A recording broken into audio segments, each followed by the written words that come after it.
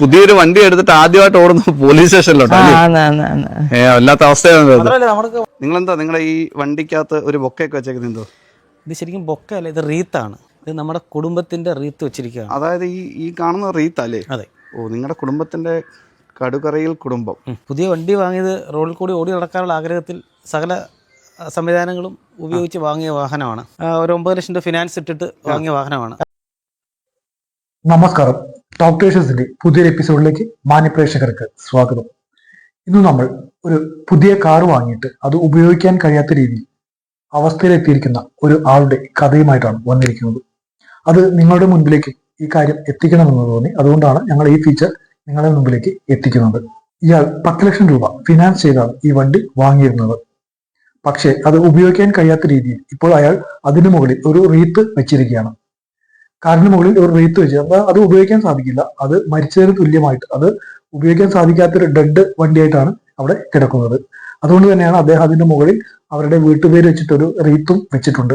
നമുക്ക് ആ വീഡിയോയിലേക്ക് പോകേണ്ടതുണ്ട്. അതിനു മുമ്പായിട്ട് നമുക്ക് ഈ കാര്യങ്ങളൊന്നും സംസാരിക്കാം. ഇയാൾ ഒരു ഇലക്ട്രോണിക് ഷോപ്പ് നടത്തുന്ന ഒരാളാണ്. ഇലക്ട്രോണിക് ഷോപ്പ് നടത്തുമ്പോൾ അദ്ദേഹത്തിന് ഇലക്ട്രോണിക്സ് പരമായിട്ടുള്ള കാര്യങ്ങളൊക്കെ അറിയാൻ സാധിക്കും. അതുകൊണ്ട് തന്നെ ആ കടയിൽ വന്നിരുന്ന ഒരു കാർ ഡീലറുടെ സഹായത്തോടെയാണ് അദ്ദേഹം ഈ കാറ് വാങ്ങിയിട്ടുള്ളത്. ടാറ്റയുടെ കമ്പനിയുടെ ഒരു കാറാണ് വാങ്ങിയത്. ഏത് മോഡലാണ് ഞങ്ങൾ പറയുന്നില്ല, നിങ്ങൾ വീഡിയോ കണ്ട ശേഷം നിങ്ങൾക്കത് മനസ്സിലാവും. ഈ കാർ വാങ്ങിയ ശേഷം നല്ല രീതിയിൽ ഒന്ന് ഓടിക്കാനുള്ള ഒരു സാവകാശം പോലും ലഭിച്ചിട്ടില്ല എന്നാണ് അദ്ദേഹം പറയുന്നത്. വണ്ടിയെല്ലാം ഫുള്ള് തുരുമ്പിച്ച രീതിയിലാണ്, തുരുമ്പെടുത്തിരിക്കുന്ന രീതിയിലാണ് ഈ വണ്ടി കാണപ്പെട്ടത്. ഈ വണ്ടിയുടെ എക്സ്ഷോറൂം പ്രൈസ് എന്ന് പറഞ്ഞാൽ 11 ലക്ഷത്തി സംതിങ് വരും. ഇദ്ദേഹം മുടക്കിയിരിക്കുന്ന ക്യാഷ് 10 ലക്ഷമാണ്. 11 സംതിങ് 12 രൂപയും കണ്ട് നമ്മൾ ഓൾറെഡി ഫിനാൻസ് ഇട്ടിരിക്കുന്നത്. ഇത് ഫിനാൻസ് എല്ലാം കഴിഞ്ഞ് വരുമ്പോൾ 15 ലക്ഷം രൂപയുടെ അടുത്ത് ചാർജ് വരും എന്നാണ് ഇദ്ദേഹം പറയുന്നത്. എന്തായാലും 15 ലക്ഷം രൂപ ഇൻട്രസ്റ്റ് അടക്കം 15 ലക്ഷം രൂപ ഇദ്ദേഹം അടയ്ക്കേണ്ടതുണ്ട് ഫിനാൻസിലേക്ക്. അതുകൊണ്ട് തന്നെ ഇദ്ദേഹം ഈ വണ്ടി വാങ്ങിയത്, അദ്ദേഹത്തിന്റെ വീട്ടിൽ വേറെ വണ്ടിയുണ്ട്, അതിന് പകരമായിട്ട് നല്ലൊരു ഇലക്ട്രിക് വണ്ടി വാങ്ങാമെന്ന് കരുതിയാണ് ഇദ്ദേഹം ഈ വണ്ടി വാങ്ങുവാൻ കാരണമായത്. അദ്ദേഹം പൊല്യൂഷനൊക്കെ നിയന്ത്രിച്ച് കാര്യങ്ങളൊക്കെ ചെയ്യുന്ന ഒരാളാണ്, പ്രകൃതിയോട് ഇണങ്ങി ജീവിക്കുന്ന ഒരാളൊക്കെ തന്നെയാണ് അദ്ദേഹം. പക്ഷെ അദ്ദേഹത്തിന്റെ അവസ്ഥ കണ്ടാൽ നമുക്ക് പോലും വളരെ വിഷമം തോന്നുന്ന രീതിയിലാണ് നമുക്ക് കാണാൻ സാധിക്കുക. ഈ വണ്ടി വാങ്ങിയത് ഈ ഷോറൂമിലെ അറിയുന്ന ഒരാളെ പരിചയപ്പെട്ടതിന് ശേഷമാണ് ഇദ്ദേഹം ഈ വണ്ടി വാങ്ങിയിട്ടുള്ളത്. അദ്ദേഹമാണ് ഇതെല്ലാം ഫിനാൻസും കാര്യങ്ങളെല്ലാം റെഡിയാക്കി കൊടുത്തത്. പക്ഷെ അദ്ദേഹം പോയി ടെസ്റ്റ് ചെയ്തു, വണ്ടി ടെസ്റ്റ് ചെയ്ത ശേഷമാണ് വാങ്ങിയത്. വണ്ടി പോയി നോക്കി, 2-3 മോഡലൊക്കെ പോയി നോക്കി, അതെല്ലാം ഓക്കെ ആയിരുന്നു. ബോണറ്റെല്ലാം പൊക്കി നോക്കിയതാണ്. അതിന്റെ കാര്യങ്ങളെല്ലാം, എല്ലാം ഫ്രഷ് വണ്ടിയാണ് കണ്ടത്. അതോ ടെസ്റ്റ് ഡ്രൈവ് എടുത്തു, അദ്ദേഹത്തിന് വളരെ ഇഷ്ടമായി. അതുകൊണ്ട് തന്നെയാണ് അദ്ദേഹം ആ വണ്ടി, നമ്മളൊരു വണ്ടി വാങ്ങുന്നത് എങ്ങനെയാണ്, വളരെ ഇഷ്ടപ്പെട്ട രീതിയിൽ നമുക്കത് കാണുമ്പോൾ നമുക്കതിന്റെ കൺവീനിയന്റ് ആയിട്ട് ഓടിക്കുവാൻ, അതിന്റെ ആക്യുറസി, അതുപോലെ അതിന്റെ സെക്യൂരിറ്റി ഒക്കെ നോക്കിയിട്ടുണ്ടോ നമ്മൾ വണ്ടി എടുക്കാൻ, അതുപോലെ കംഫർട്ടബിൾ എന്തായാലും തീർച്ചയായിട്ടും നമുക്ക് ആവശ്യമാണ് ഒരു വണ്ടി ഓടിക്കുമ്പോഴും അത് യൂസ് ചെയ്യുമ്പോഴും. അതുകൊണ്ട് തന്നെ അദ്ദേഹം ടാറ്റയുടെ വണ്ടി തിരഞ്ഞെടുക്കാൻ കാരണം, ഇപ്പൊ കൂടുതലായിട്ട് ടാറ്റയുടെ വണ്ടികളാണ് ആൾക്കാർ തിരഞ്ഞെടുക്കുന്നത്. എന്തുകൊണ്ടെന്ന് വെച്ചാൽ ഇലക്ട്രിക്കൽ വണ്ടികളിൽ കുറെ ചോയ്സ് ഉള്ളത് ടാറ്റയുടെ വണ്ടിയിലാണ്. പക്ഷേ ഇദ്ദേഹം ഈ വണ്ടി വാങ്ങിയ ശേഷം ടെസ്റ്റ് ഡ്രൈവിന് പോകുമ്പോൾ നല്ല ഓക്കെ ആയിരുന്നു വണ്ടി. അതുപോലെ 2-3 വണ്ടിയുടെ മോഡലും അദ്ദേഹം പോയി നോക്കിയിട്ടുണ്ടായിരുന്നു. പക്ഷേ ഈ മോഡൽ നോക്കിയ ശേഷം അദ്ദേഹത്തിന് വണ്ടിയെല്ലാം ഓക്കെ ആയി. പക്ഷേ കയ്യിൽ കിട്ടിയ വണ്ടി വളരെ ഡെഡ് ആയിട്ടുള്ളൊരു വണ്ടിയാണ് അദ്ദേഹത്തിന്റെ കയ്യിലേക്ക് വന്നത്. എന്തുകൊണ്ടെന്നാൽ യാർഡുകളിലെല്ലാം കിടന്ന് മഴയെല്ലാം കൊണ്ട് അത് തുരുമ്പിച്ചൊരു പഴയ വണ്ടിയാണ് ഇവരെ ഈ ഷോറൂം ഡീലേഴ്സ് എന്ത് ചെയ്തത്, ഇവരുടെ കയ്യിലേക്ക് കൊടുത്തത്. അത് വളരെ അബദ്ധമായി എന്നാണ് ഇദ്ദേഹം അവിടുന്ന് ടെസ്റ്റ് ചെയ്തിട്ടുണ്ടാവില്ല, പുതിയ വണ്ടിയല്ല. അപ്പൊ നമ്മൾ ഓടിച്ച് നേരെ വീട്ടിലേക്ക് കൊണ്ടുവരല്ലേ ചെയ്യാം. അതിനു മുമ്പ് ടെസ്റ്റിംഗ് എല്ലാം കഴിഞ്ഞതാണ്. പിന്നെ നമ്മൾ ടെസ്റ്റ് ചെയ്യേണ്ട ആവശ്യമുള്ളൂ. പിന്നെ ആ വീട്ടിൽ വന്ന ശേഷമാണ് ഓടിക്കുമ്പോൾ ചില തകരാറുകൾ അദ്ദേഹത്തിന് സംശയത്തിൽ തോന്നിയ ശേഷമാണ് അദ്ദേഹം ബോണറ്റ് പൊക്കി നോക്കി ഉള്ളിലെ എഞ്ചിന്റെ കാര്യങ്ങളും അകത്തുള്ള എക്യുപ്മെന്റ്സുകൾ നോക്കുമ്പോൾ അതിന്റെ ഇടയ്ക്ക് പലയിടങ്ങളിലും റീപെയിന്റ് ചെയ്ത രീതിയിൽ കാണാൻ സാധിച്ചു. പിന്നെ തുരുമ്പെടുത്തതായിട്ട് കാണാൻ സാധിച്ചു. അതുപോലെ തന്നെ ബാറ്ററിക്ക് ലൈഫില്ലാത്ത രീതിയിൽ അദ്ദേഹത്തിന് തോന്നി. അങ്ങനെ ഓരോ കാര്യങ്ങൾക്കും അദ്ദേഹത്തിന് സംശയം തോന്നി. അങ്ങനെ അദ്ദേഹം ഈ ഷോറൂമായിട്ട് ബന്ധപ്പെട്ടു. പക്ഷെ ഷോറൂമായിട്ട് ബന്ധപ്പെട്ട ശേഷം അദ്ദേഹം പറഞ്ഞത്, എനിക്ക് ഈ വണ്ടി വേണ്ട, ഞാൻ ക്യാഷ് കൊടുത്താണ് നിങ്ങൾക്ക്, റെഡി ക്യാഷ് തന്നിട്ടാണ് നിങ്ങൾക്ക് ഞാൻ വണ്ടി വാങ്ങിച്ചത്, അതുകൊണ്ട് എനിക്ക് പുതിയ വണ്ടി മാറ്റി തരണമെന്നാണ് അദ്ദേഹം ഷോറൂമിനോട് പറഞ്ഞത്. പക്ഷെ ഷോറൂമിൽ അവർ പുതിയ വണ്ടി മാറ്റി കൊടുക്കാൻ തയ്യാറായതുമില്ല. ഇത് സർവീസ് ചെയ്തു തരാമെന്ന രീതിയിൽ കൊല്ലത്ത് ഒരു ഷോറൂമിലേക്ക് മാറ്റുകയും അവിടുന്ന് സർവീസ് ചെയ്തു തരാമെന്ന രീതിയിൽ അവർ വണ്ടി കൊണ്ടുപോയി ഒരാഴ്ചയ്ക്ക് ശേഷം തിരിച്ചു കൊടുക്കുകയും ചെയ്തു. തിരിച്ചു വന്നപ്പോഴും അതേ അവസ്ഥയിലാണ് വണ്ടി അവിടെയൊക്കെ പോളിഷ് ചെയ്ത് റീപെയിന്റ് എല്ലാം ചെയ്ത് വന്ന് ക്ലിയർ ആക്കി തന്നിട്ടുണ്ട്. എങ്കിലും തുരുമ്പും മറ്റു കാര്യങ്ങളൊന്നും പോയിട്ടുമില്ല. അദ്ദേഹത്തിന് അത് ഒട്ടും സാറ്റിസ്ഫൈഡ് ആയിട്ടില്ലായിരുന്നു. അതുകൊണ്ട് തന്നെ അദ്ദേഹം മറ്റു രീതികളിലൊക്കെ കമ്പനികൾക്കും ഒക്കെ പരാതി കൊടുത്തു. എങ്കിലും അവിടെ നിന്നൊരു റിപ്ലൈ അദ്ദേഹത്തിന് ലഭിച്ചില്ല. നമ്മുടെ നിയമ സംവിധാനങ്ങളൊക്കെ നമ്മൾ സംസാരിക്കുകയാണെങ്കിൽ നിയമ സംവിധാനങ്ങൾ വളരെ ഇതിന് ഈ കൺസ്യൂമർ കോർട്ട് പോലെയുള്ള കോടതികളാണ് നമുക്കിതിന് പിൻബലമായിട്ടുള്ളത്. എങ്കിലും അവിടെ കേസുകൾ കൊടുത്താലും അതൊക്കെ വൈകി മാത്രമേ നമുക്ക് ഒരു സാങ്ഷൻ ആയിട്ട് വരുള്ളൂ, സമയമെടുക്കും അതിനൊക്കെ. അതുകൊണ്ട് തന്നെ അദ്ദേഹത്തിന് കുറച്ച് കാത്തിരിക്കേണ്ടി വന്നു.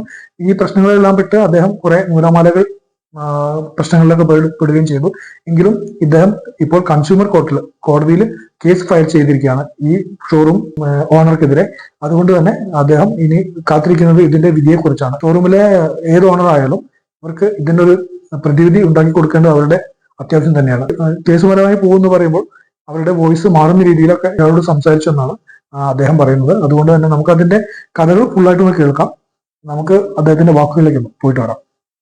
വീഡിയോയിലേക്ക് പോകുന്നതിന് മുമ്പായിട്ട് ഞങ്ങളുടെ വീഡിയോ ആദ്യമായി കാണുന്നവരുണ്ടെങ്കിൽ ഞങ്ങളുടെ ചാനൽ ഒന്ന് സബ്സ്ക്രൈബ് ചെയ്യുക, വീഡിയോ ലൈക്ക് ചെയ്യുക, നിങ്ങളുടെ നിർദ്ദേശങ്ങൾ ഞങ്ങളുടെ കമന്റുകളായിട്ട് രേഖപ്പെടുത്തുക, നിങ്ങളുടെ മറ്റു സുഹൃത്തുക്കളിലേക്ക് ഈ വീഡിയോ ഷെയർ ചെയ്യുക.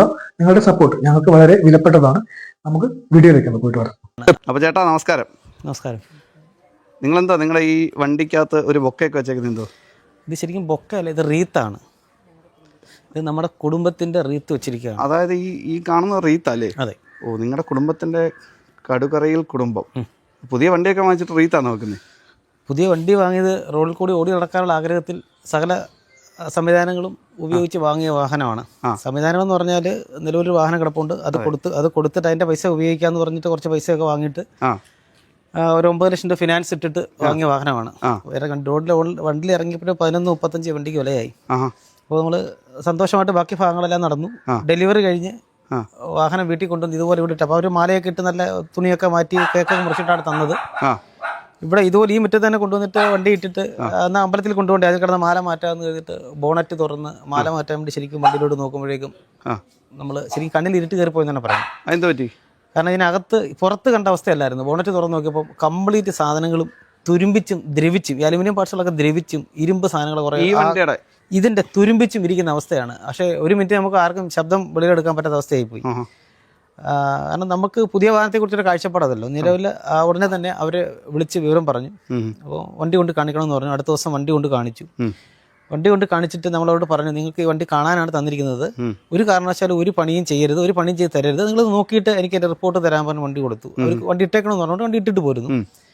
എനിക്കൊരു സ്ഥാപനമായിട്ട് കൊട്ടാരക്കര, ഞാൻ പ്രത്യേകിച്ച് ഒരു ഇലക്ട്രോണിക് സർവീസ് സെൻ്റർ നടന്ന ആളാണ്. വണ്ടി ഇട്ടിട്ട് പോരുന്നിട്ട് 1 മണിക്കൂർ കഴിഞ്ഞ് 2 മണിക്കൂർ കഴിഞ്ഞിട്ട് നമ്മളവിടെ തിരികെ ഞാനൊരു സുഹൃത്ത് ഞങ്ങൾ അവിടെ ചെല്ലുമ്പോഴേക്കും ഈ വാഹനം അവർ അവിടെ നിന്ന് എടുത്ത് സർവീസ് സെൻ്ററിൽ കൊണ്ടുപോയി ആ പാർട്സ് എല്ലാം പെയിന്റ് അടിച്ചും പിന്നെ ബഫ് ചെയ്ത് പോളിഷ് ചെയ്ത് ഗ്രൈൻഡ് ഒക്കെ ചെയ്ത് കുറേ മെയിൻ്റെനൻസ് ചെയ്തിട്ട് അവിടെ ഇട്ടിരിക്കുകയാണ്. അപ്പോൾ അത് മനസ്സിലാകേണ്ട കാര്യം, ചില ലക്ഷണം കൊണ്ട് നമ്മൾ വീണ്ടും അവിടെ വെച്ച് ബോണറ്റ് തുറന്ന് നോക്കുമ്പോഴാണ് ഈ പണി ചെയ്ത അവസ്ഥ നമുക്ക് മനസ്സിലാവുന്നത്. അവരോട് ചോദിച്ച് സംസാരിച്ച് തർക്കിച്ചിട്ട് അവസാനം അവർ പറഞ്ഞ വണ്ടി കൊല്ലത്താണ്, നമുക്ക് ഇതിനകത്തൊന്നും ചെയ്യാൻ, അവരെ കൊല്ലത്ത് കൊണ്ടുപോകാൻ വേണ്ടി വണ്ടിയിൽ കയറുമ്പോഴാണ് മനസ്സിലാകുന്നത് ഇതിന് ഡാഷ് ക്യാം അവർ തന്നെ ഫിറ്റ് ചെയ്തിട്ടുണ്ടായിരുന്നു. ഈ വണ്ടി ഇട്ടിട്ട് പോകുന്ന നമ്മൾ ആ ബലത്തില്ല, ഈ വണ്ടി താക്കോലിട്ട് ഓൺ ആക്കുമ്പോൾ ഈ ക്യാമറ ഓൺ ആകുമല്ലോ, ഇവർ എന്തെങ്കിലും ചെയ്താൽ നമുക്ക് എടുത്തുകൊണ്ട് പോകാൻ നമുക്ക് അറിയാമല്ലോ എന്ന് കരുതി. പക്ഷെ നോക്കുമ്പോഴാണ് മനസ്സിലാകുന്നത് ക്യാമറയുടെ അനൗൺസ്മെന്റ് വരുന്നില്ല. കാരണം ഈ ക്യാമറ അവർ ഊരിയിട്ടിരിക്കുക, അതിനകത്ത് പവർ സപ്ലൈ ഊരാവുന്ന രീതിയിലാണ് ഫ്രണ്ടിൽ തന്നെ അവർ വെച്ചിരിക്കുന്നത്. അത് ഊരിയിട്ടിട്ടാണ് ഇവർ ഈ പണിയെല്ലാം ചെയ്തത്. തുടർന്ന് നമ്മളിത് കൊല്ലത്ത് കൊണ്ടുപോയി അവരെ കാണിച്ചു. അവരെല്ലാം ബോധ്യപ്പെട്ടു, അവരതിന് ക്ഷമയൊക്കെ പറഞ്ഞു. പക്ഷെ അവർ പറയുന്നത് ഈ വണ്ടി പണിത് തരാം, എന്ത് പാർട്സും മാറി തരാമെന്നാണ്. നമുക്കതാണ് ആവശ്യം.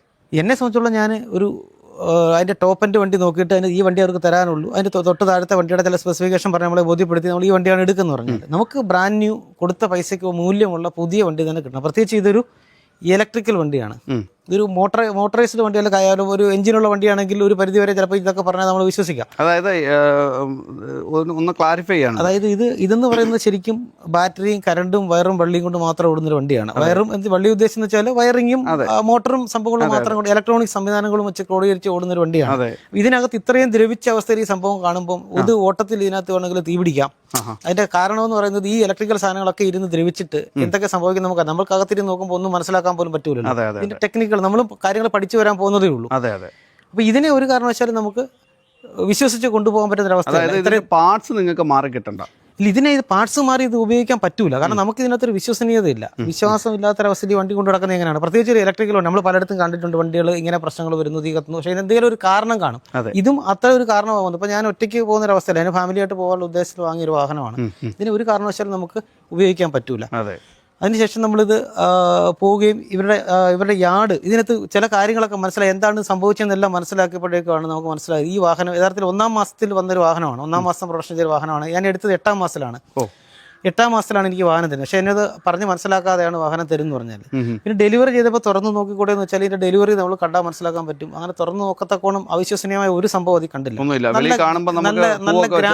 നല്ല ഗ്രാൻഡായിട്ട് ഷോറൂമിൽ നിന്നാണ് വണ്ടിയെ കേക്കൊക്കെ കുറച്ച് വൃത്തിയായിട്ട് തന്നെയാണ് ഈ വാഹനം അവർ ഇറക്കി തന്നത്. അതുകൊണ്ട് നമുക്ക് അത്ര ഒരു സംശയങ്ങളും തോന്നിയില്ല. അങ്ങനെ സംശയം തോന്നുന്ന ഒരാൾ ഈ വാഹനം എടുക്കരുത്. കാരണം ഇത്രയും ഗ്രാൻഡായിട്ട് തരുന്ന ഒരു വാഹനത്തെ സംശയിക്കേണ്ട ആവശ്യമില്ലല്ലോ. സ്വാഭാവികമായിട്ടും അതെല്ലാം കഴിഞ്ഞ് ഞങ്ങൾ കുടുംബസഹിതം പോയി വാഹനം എടുത്തുള്ളൂ. ഇതാണ് ഇതിന്റെ സാഹചര്യം എന്ന് പറഞ്ഞാൽ. പിന്നെ വന്നതിന് ശേഷം നമ്മൾ ഇത് അവരുടെ ആ കാര്യങ്ങൾ പറഞ്ഞ് ഇവർ ദിവസവും നമ്മളെ താമസിപ്പിക്കുക ഒരുപാട് അവസരം അവർ കൊടുത്തു. നമ്മൾ പറഞ്ഞു നിങ്ങൾക്ക് വാഹനം മാറി തരിക എന്നുള്ളതാണ് നമ്മുടെ ആവശ്യം. വേറെ ഒന്നുമില്ല. നമുക്ക് വഴക്ക് പ്രശ്നങ്ങൾക്കൊന്നും പോകാനുള്ള സാഹചര്യമുള്ള ആൾക്കാരല്ല. നമുക്ക് വാഹനം മാറി തരും, അത് മാത്രമാണ് നമ്മുടെ ആവശ്യം. മെയിൻ്റെനൻസ് ചെയ്ത് നമുക്ക് വണ്ടി തരണം. ഈ മെയിൻ്റെനൻസ് ചെയ്ത് അവർക്ക് തരാൻ പറ്റൂല. ഇത്രയും മെയിൻ്റെനൻസ് ചെയ്ത് വാഹനം കൊണ്ടുനടക്കാൻ നമുക്ക് പറ്റില്ല. പ്രത്യേകിച്ച് ഞാൻ ഈ ഒരു ഫീൽഡിൽ നിൽക്കുന്ന ഒരാളായ സ്ഥിതിക്ക് എനിക്ക് അതിനകത്തൊരു വിശ്വാസം ഇല്ല ഇങ്ങനെ ചെയ്ത് തന്നാൽ തന്നെ. അതാണ് എൻ്റെ സാഹചര്യം. പിന്നീട് നമ്മൾ നോക്കി ഇവരെ തന്നെ കൂട്ടിക്കൊണ്ട് നമ്മളൊരു സുഹൃത്തുമായിട്ട് ഇതിൻ്റെ യാർഡിൽ പോകുമ്പോഴേക്കും കണ്ടെന്ന് വെച്ചാൽ ഒരു എന്താ പറയുന്ന ഒരു ഇടിഞ്ഞു പൊളിഞ്ഞ് അല്ലെങ്കിൽ ഒരു ആൾ താമസം ഇല്ലാത്തൊരു വീട്ടിൽ ഒരു 5-6 മാസമായിട്ട് യാതൊരു പരിരക്ഷയും ഈ പ്രത്യേകിച്ച് ഇലക്ട്രിക്കൽ വാഹനമല്ല, യാതൊരു വിധമായ പരിരക്ഷയും കാര്യങ്ങളും വണ്ടിയെ സൂക്ഷിക്കാതെയും അലക്ഷ്യമായിട്ട് അവർ പുറത്ത് ഒരു കാടിനകത്ത് കിടന്നതുകൊണ്ടാണ് ഈ സാധനത്തിലെ എന്തോ ജീവികളൊക്കെ കയറിയിട്ടാണ് ഇത്രയും സംഭവം നാശമായി പോയെന്ന് പറയുന്നത്. അപ്പോൾ അതിനുശേഷം നോക്കുമ്പോൾ മൈലേജിൻ്റെ കാര്യത്തിൽ 315 കിലോമീറ്ററാണ് ഇതിൻ്റെ ഫുൾ റേഞ്ച് കാണിക്കുന്ന ടോപ്പ് എൻഡ് ആ ഒരു പവർ കൂടിയ ബാറ്ററി വെച്ച വണ്ടിക്ക് അവർ പറയുന്നത്. പക്ഷേ ഇത് 225 235 ഒക്കെയാണ് ഫുൾ ചാർജ് 100% റേഞ്ച് കാണിക്കുമ്പോഴും ഇതിനകത്തുള്ള ഒരു എന്താ പറയുന്നത് റേഞ്ച് കാണിക്കും. 100% ചാർജ് ആകുമ്പോൾ ഇതിൻ്റെ റേഞ്ച് കാണിക്കുന്നു പറഞ്ഞാൽ. പിന്നെ നമ്മൾ റീജനറേഷൻ മോഡ് ഫുൾ ഇട്ടാലും ചിലപ്പോൾ 5-10 കിലോമീറ്റർ കൂടിയാലും നമ്മൾ വണ്ടി ഓണായി കഴിയുമ്പോഴേക്കും നേരെ 210 വീണ്ടും താഴെ വരികയാണ് ചെയ്യുന്നത്. അതിൻ്റെ കാരണം ഈ വണ്ടി മോശമായതുകൊണ്ടല്ല, ബാറ്ററി മോശമായതുകൊണ്ട്. ഈ വണ്ടി ഇങ്ങനെ സൂക്ഷിക്കാതെ അലക്ഷ്യമായിട്ടും അതിനുള്ള കൃത്യമായിട്ടും ഈ 15 ദിവസത്തിലൊരിക്കൽ ചാർജ് ചെയ്യണമെന്ന് പ്രൊഫഷണൽ അതൊക്കെ പറയുന്നുണ്ട്. ഇതൊന്നും ചെയ്യാതെ ഇത്രയും മാസം കളഞ്ഞിരുന്നത് കൊണ്ടാണ് ഈ വണ്ടി ഇങ്ങനെ ആയിപ്പോയത്. അതായത് നിങ്ങൾക്ക് ഈ വണ്ടിയുടെ ബ്രാൻഡുമായിട്ടുള്ള പരാതി അല്ല. ഈ വണ്ടിയുടെ ബ്രാൻഡിനെ കുറിച്ച് എനിക്കൊരു പരാതിയില്ല. അതിന്റെ കാരണം എനിക്ക് എന്നെ പോലെ ഒരാൾക്ക് കൊള്ളാമെന്ന് നോക്കിയിട്ട് എൻ്റെ സാഹചര്യവും സാമ്പത്തികവും കാര്യങ്ങളും എല്ലാം നോക്കിയിട്ട് ഇഷ്ടപ്പെട്ടിട്ട് പോയി അതിന്റെ ഒരു ടോപ്പിന്റെ വണ്ടി വാങ്ങുന്നതിനെ കുറിച്ച് ആഗ്രഹിച്ച് വാങ്ങിയ വണ്ടിയാണ്. വണ്ടി മോശമെന്ന് ഞാൻ ഒരിക്കലും പറഞ്ഞില്ല. ഓടിച്ച് നോക്കിയിട്ട് എനിക്ക് ഓക്കെ ആ വണ്ടി എല്ലാം ഇഷ്ടപ്പെട്ട കാര്യങ്ങൾ അവർ കൊണ്ടുവന്ന ഡെമോ കാണിച്ചതും എന്നെ കാണിച്ച വണ്ടിയും വളരെ വൃത്തിയായ ഗ്രാൻഡായിട്ടുള്ള വണ്ടിയായിരുന്നു. ഈ പറഞ്ഞ ഭാഗങ്ങളൊന്നുമില്ല. പക്ഷെ എനിക്ക് തന്ന വണ്ടി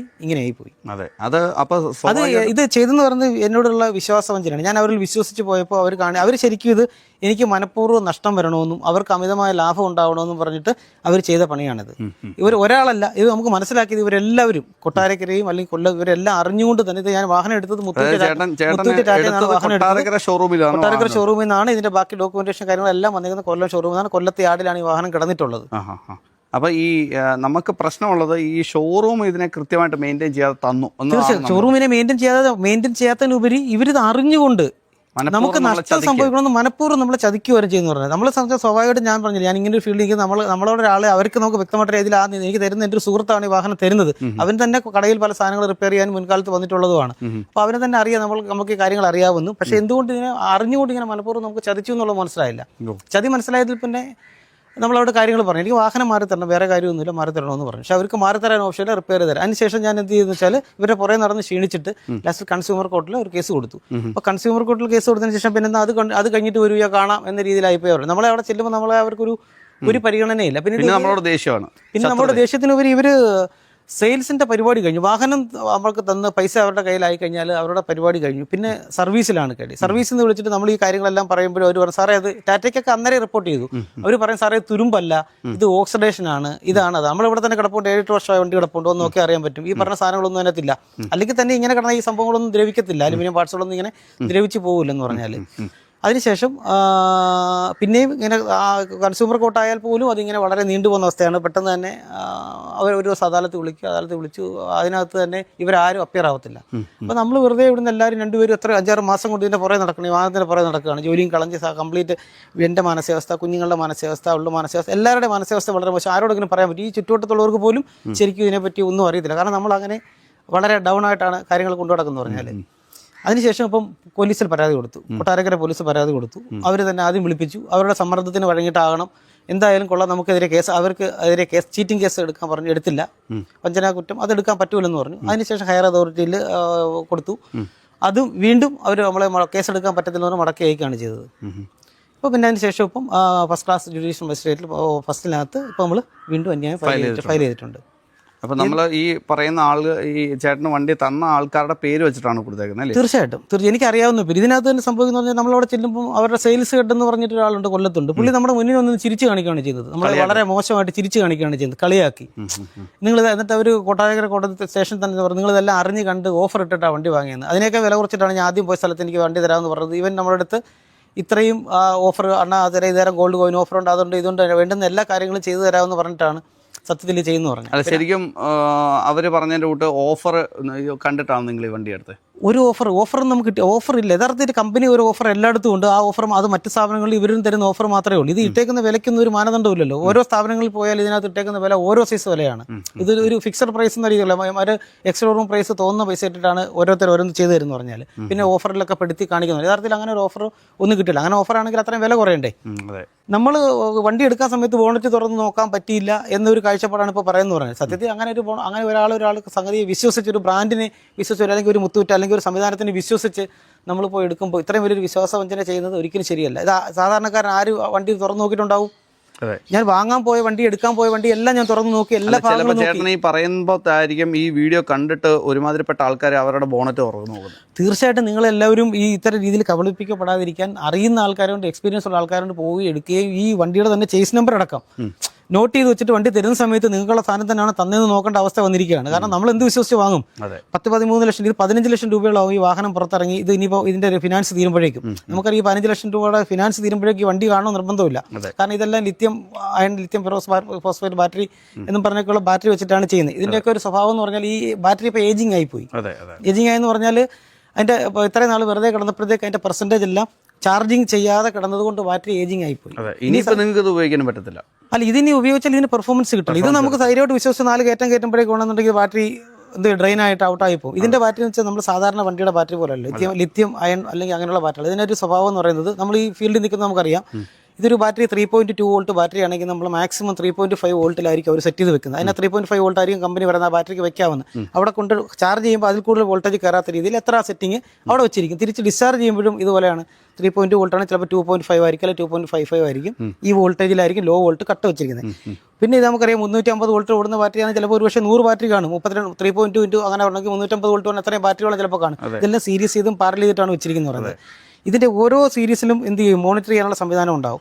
ഏതെങ്കിലും ഒരു സെറ്റ് ബാറ്ററി ഡ്രെയിൻ ആയാൽ പോലും എന്ത് ചെയ്യും, 3.2 വോൾട്ടാണ് അണ്ടർ വോൾട്ടേജ് വെച്ചാൽ അതിൽ താഴെ പോയാൽ ഓട്ടോമാറ്റിക്കായിട്ട് ഈ മോഡികൾ എന്ത് ചെയ്യും, വണ്ടിയുടെ സേഫ്റ്റിക്കും മറ്റ് ഫയർ ആവാതിരിക്കുന്ന കാര്യങ്ങൾക്കും വേണ്ടി ഇത് കംപ്ലീറ്റ് പവറും കട്ട് ചെയ്യും. അപ്പോഴാണ് വണ്ടി എന്ത് ചെയ്യും, ക്ലസ്റ്റർ അടക്കം എല്ലാം ഓഫായി പോയി. വണ്ടി പിന്നെ വലിക്കൂല, വണ്ടി വലിക്കാത്ത അവസ്ഥയിലിടും. അപ്പം ഇത് ശരിക്കും കൃത്യമായിട്ട് മെയിൻറ്റെയിൻ ചെയ്ത് നമ്മൾ ചാർജിങ് ഡിസ്ചാർജ് ചെയ്ത് ഓടിക്കുന്നൊരു വണ്ടിയാണെങ്കിൽ നമ്മൾ ഈ പറയത്തക്കോണം സാധാരണ ബാറ്ററി വെച്ച് പേടിക്കേണ്ട ആവശ്യം വരത്തില്ല. അത് അങ്ങനെയുള്ള ചില കാര്യങ്ങൾ നമുക്ക് അറിയാവുന്നത് കൊണ്ട് മാത്രമാണ് നമ്മൾ ഈ ഇലക്ട്രിക് വാഹനം പുതിയൊരു സാധനമാണ്, നമുക്കറിയാം. ഒന്നിൻ്റെ ചെറിയ പ്രശ്നങ്ങളൊക്കെ വന്ന് നമ്മൾ സഹിക്കാൻ തയ്യാറാണ്. പക്ഷേ ഇത് ചെയ്തത് ഒരിക്കലും അംഗീകരിക്കാൻ പറ്റില്ല. വീഡിയോ ചെയ്യുമ്പോൾ നമ്മൾ വേറൊരു കാര്യം ഇവിടെ പറയണം. ചേട്ടൻ ഉപയോഗിക്കുന്ന സ്കൂട്ടർ അതും ഇലക്ട്രിക് സ്കൂട്ടർ. ഞാൻ എന്നെ സംബന്ധിച്ചോളം ഈ ഒരു അല്പം പുകയും ശബ്ദവും ഇല്ലാതെ നമുക്ക് ജീവിക്കാൻ പറ്റുന്നെങ്കിൽ ജീവിക്കാവുന്ന എല്ലാ കാര്യങ്ങളും ചെയ്തിട്ടാണ് ഞാൻ ജീവിച്ചുകൊണ്ടിരിക്കുന്നത്. ചെയ്യുന്ന കാര്യം എന്ന് പറഞ്ഞാൽ അത് ഇലക്ട്രിക് സ്കൂട്ടറാണ്. അതിന് മുന്നേ ഉള്ള സ്കൂട്ടർ ഞാൻ ഉപയോഗിക്കുന്നത് എത്രയോ വർഷം കൊണ്ട് ഇലക്ട്രിക് സാധനങ്ങൾ ഉപയോഗിക്കുന്നുണ്ട്. വീട്ടിൽ ഉപയോഗിക്കുന്ന സോളാറാണ്. ഞാൻ സോളാർ ചെയ്തിരിക്കുന്നത് ലിത്യം ഫെറോസ് ഫോസ്ഫേറ്റ് ഏറ്റവും ലേറ്റസ്റ്റ് മോഡൽ ബാറ്ററി വെച്ചിട്ടാണ് ഇപ്പോൾ ഉപയോഗിച്ചതെന്ന് പറഞ്ഞാൽ നമ്മൾ അപ്ഡേറ്റഡ് ആയിട്ടാണ് പൊല്യൂഷൻ കുറച്ച് ഏറ്റവും അപ്ഡേറ്റഡ് ആയിട്ട് ചെയ്യാവുന്ന കാര്യങ്ങൾ ഞാൻ ഈ സോളാർ ഇട്ട് കൊടുക്കാറുണ്ട്. പക്ഷെ അത് ചെയ്യുമ്പോൾ ഞാൻ എൻ്റെ രീതിയിൽ ഒരു സാധനം ഒരാൾ പറയുന്നതല്ലാതെ എൻ്റെ രീതിയിൽ അത് സക്സസ് ആണെന്ന് തോന്നിയാൽ മാത്രമേ ഞാൻ ഇട്ട് കൊടുക്കാറുള്ളൂ. വെറുതെ ഒരു ബ്രാൻഡ് വാങ്ങിച്ചു വന്നിട്ട് വെച്ച് കൊടുക്കുന്ന സാധനം. അപ്പം നമുക്ക് പൊതുജനത്തിനോടൊരു കമ്മിറ്റ്മെന്റ് ഉണ്ട് ഓരോ കാര്യത്തിനകത്ത്. ഇത് എനിക്ക് പറയാനുള്ളത്, നിങ്ങൾ എവിടെ പോയി ഇവരുടെയൊക്കെ അടുത്ത് പ്രത്യേകിച്ച് പോയി സാധനം വാങ്ങുമ്പോൾ വളരെ എന്ത് ചെയ്യണം, ശ്രദ്ധിക്കണം. കാരണം നമ്മൾ വിശ്വാസം എന്നൊരു സാധനത്തിനാണ് ഒരു ചൂഷണം ചെയ്യുന്നത്. നിങ്ങൾ ഈ വീഡിയോ കണ്ടു കാണുമല്ലോ, നിങ്ങൾക്ക് എന്താണ് തോന്നിയത്? വളരെ നമ്മൾ ചോര നീരാക്കി ഉണ്ടാക്കുന്ന ക്യാഷ് പൈസ കൊടുത്തിട്ടാണ് ഒരു വണ്ടി വാങ്ങുന്നതും അത് ഫിനാൻസ് ചെയ്യുന്നതും നമ്മുടെ കംഫർട്ടബിളും ആവശ്യത്തിനും നമ്മുടെ സകല ആവശ്യങ്ങൾക്കും വണ്ടികൾ നമ്മൾ ഉപയോഗിക്കാറുണ്ട്. നമ്മുടെ സ്വന്തം വീട് പോലെ തന്നെയാണ് ഈ വണ്ടികൾ നമ്മൾ കൊണ്ടു നടക്കാറ്, വളരെ വൃത്തിയോട് കൂടെ. അപ്പൊ നമുക്കൊരു ഇൻകംഫർട്ടബിൾ തോന്നിക്കഴിഞ്ഞാൽ നമുക്ക് പിന്നെ ആ വണ്ടി മുന്നോട്ട് കൊണ്ടുപോകാൻ സാറ്റിസ്ഫൈഡ് ആയിരിക്കില്ല. അതുകൊണ്ട് തന്നെ ഇദ്ദേഹത്തെ നമുക്ക് കുറ്റം പറയാൻ സാധിക്കില്ല. അദ്ദേഹത്തിന്റെ വിഷമം കാണുമ്പോൾ നമുക്ക് നമ്മുടെ വിഷമം പോലെയാണ് തോന്നുന്നത്. നമ്മളും അങ്ങനെ ഒരു വണ്ടി എടുത്ത് പെട്ട് കഴിഞ്ഞാൽ പിന്നെ ഈ ഷോറൂംകാർ ഇങ്ങനെ സംസാരിച്ചു കഴിഞ്ഞാൽ നമുക്കൊന്നും ചെയ്യാനില്ല. പിന്നെ കൺസ്യൂമർ കോർട്ട് മുഖേന കേസ് ഫയൽ ചെയ്യുക മാത്രമാണ് നമ്മുടെ അടുത്ത നീക്കങ്ങൾക്ക് സാധിക്കുക. എന്തുകൊണ്ടെന്നാലും ഇദ്ദേഹത്തിന്റെ വിഷമം എല്ലാവർക്കും നമുക്കും വന്നു ചേരുന്ന വിഷമങ്ങൾ മാത്രമാണ്. ഇതുകൊണ്ട് തന്നെ ഇതുപോലെ അദ്ദേഹത്തിന് സംഭവിച്ചതുപോലെ തന്നെ നമുക്ക് എല്ലാവർക്കും ഈ സംഭവം ഇതേപോലെയുള്ള അനുഭവങ്ങൾ വരാൻ സാധ്യതയുണ്ട്. അതുകൊണ്ട് നമ്മൾ ശ്രദ്ധിക്കുക. വണ്ടി എടുക്കുമ്പോഴും വണ്ടി ടെസ്റ്റ് ഡ്രൈവിന് പോകുമ്പോഴും നമ്മൾ വണ്ടി ടെസ്റ്റ് ചെയ്യുമ്പോഴും ശ്രദ്ധിക്കുന്നതിന് കൂടുതലായിട്ട് ശ്രദ്ധിക്കേണ്ടത് നമ്മൾ പുതിയൊരു വണ്ടി വാങ്ങി കൊണ്ടുവരുമ്പോൾ മാത്രമാണ്. കൊണ്ടുവരുമ്പോൾ നമ്മൾ വീട്ടിലെത്തിയിട്ട് ചെക്ക് ചെയ്യാൻ പാടില്ല. നമ്മൾ ഷോറൂമിൽ നിന്ന് തന്നെ വണ്ടി ബോണറ്റെല്ലാം പൊക്കി ഫുള്ള് ചെക്ക് ചെയ്യേണ്ടത് നമ്മുടെ അത്യാവശ്യമാണ്. എന്തുകൊണ്ടെന്നാൽ ഇങ്ങനെ ഓരോ അബദ്ധങ്ങളിൽ നമ്മൾ ചെന്ന് ചാടുക മാത്രമാണ് ചെയ്യാറ്. പിന്നെ അവർ സർവീസ് ചെയ്യാൻ മാത്രമേ അതിന് നടക്കുകയുള്ളൂ എന്ന് മാത്രം പറഞ്ഞ് അവർ പുതിയ വണ്ടികൾ നമുക്ക് മാറ്റിത്തരാൻ അവർക്ക് സാധിക്കാത്ത രീതിയിൽ അവർ പല കാര്യങ്ങളും അവിടെ ന്യായങ്ങളും നമ്മളോട് പറയുന്നതാണ്. അത് കേട്ട് നമ്മൾ തിരിച്ച് പോരേണ്ടി വരുന്ന അവസ്ഥയാണ്. ഇദ്ദേഹത്തിന് ഇപ്പൊ അങ്ങനെയാണ് ഉണ്ടായിരിക്കുന്നത്. അപ്പൊ നമ്മൾ ഷോറൂം പുതിയ ഇവര് തുണിയെല്ലാം പൊക്കി കേട്ടണെല്ലാം വലിച്ച് തുണിയെല്ലാം പൊക്കിയ ശേഷമാണ് ഇവര് ഈ ഇനോഗ്രേഷൻ പോലൊക്കെ നടത്തിയിട്ടാണ് ഈ വണ്ടിയെല്ലാം ഇദ്ദേഹത്തിന് കൊടുത്തത്. പക്ഷെ ഇദ്ദേഹം വണ്ടി അവിടെ ചെക്ക് ചെയ്തില്ല എന്നുള്ളത് വളരെ വിഷമകരമായിട്ട് പറയാൻ തോന്നുന്നത്. എന്തുകൊണ്ടെന്നാൽ നമ്മൾ ആ സമയത്ത് ഇതിനെ നോക്കുന്നത് ശരിയല്ലല്ലോ, നമ്മളൊന്നും ചെക്ക് ചെയ്യാറില്ല. എല്ലാവരും വണ്ടി എടുത്ത് പോരാറാണ് സാധ്യത ചെയ്യുക. അതുപോലെ തന്നെയാണ് അദ്ദേഹം വണ്ടി എടുത്ത് പോരുകയാണ് ചെയ്തത്.